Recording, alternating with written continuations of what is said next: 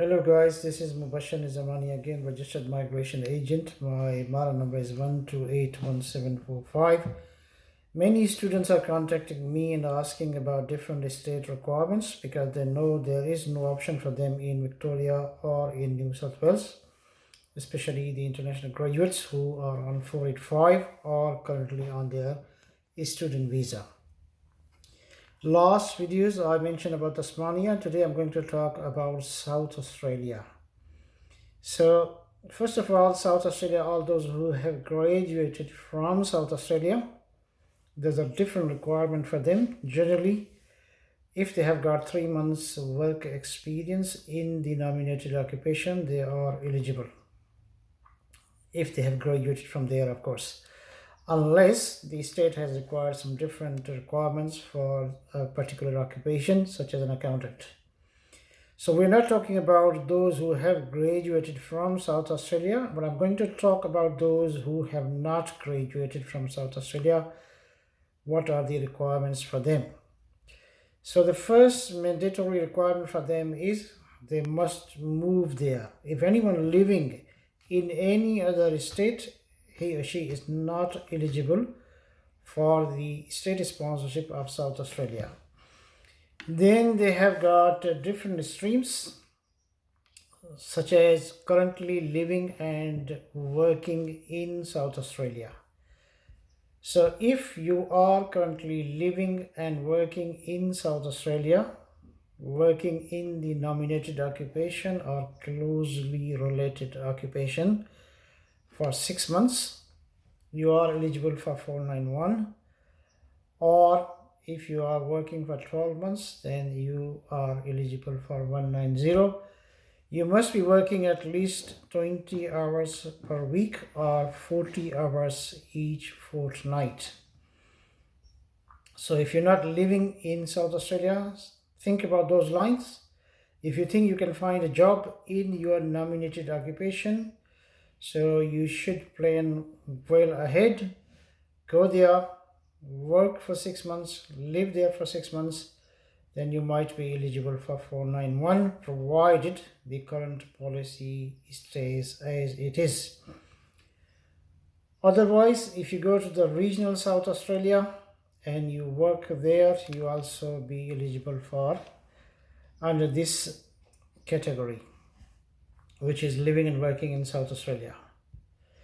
Then the next category is living and working in regional South Australia.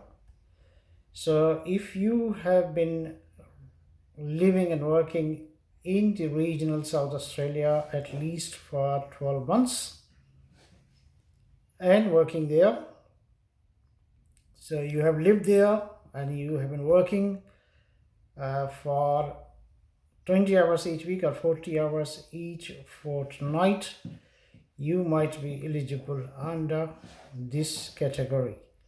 Now, the important thing about this is, if you are currently residing and working for either 12 months in outer regional South Australia, it does not need to be in the nominated occupation. It can be in any occupation. However, you will only be considered for 491 visa. Okay, so if you go there, you live there in regional South Australia, you work for 12 months, you are eligible for 491, regardless whether you are working in your nominated occupation or not. So this is a great opportunity for those who don't see any option in Victoria or New South Wales or even Tasmania, because most of the accountants are struggling everywhere. So you can try these options and try South Australia. Then there's another category for long-term resident. Those who have been living in South Australia at least for 3 years, they are eligible for 491 under the living and working in South Australia stream. And those who have been living and working in South Australia for 5 years, they are eligible for 190. Again, the nominated occupation does not need to be relevant to their skill assessment. However, they must be working either in skill level 1, 2, or 3, or they are working as a care, such as in aged care centers. They are eligible under this category. The requirement is the more or less same, 20 hours each week or 40 hours a fortnight. But some of the occupations may be eligible even if they have been working only 10 hours each week. Former international graduates of South Australia, and if anybody is there, I've been living for 7 years for some reason, could not get an opportunity, they are also eligible under this category. And then the last one is Talent and Innovator Program. Talent and Innovator Program again asks you to work at least 12 months in that particular skill criteria, and it has got different streams like employment stream, startup, a small business stream, high performing graduates of South Australia, and independent talent stream. So I'm not going to tell you more detail about all these streams because the video will be too long.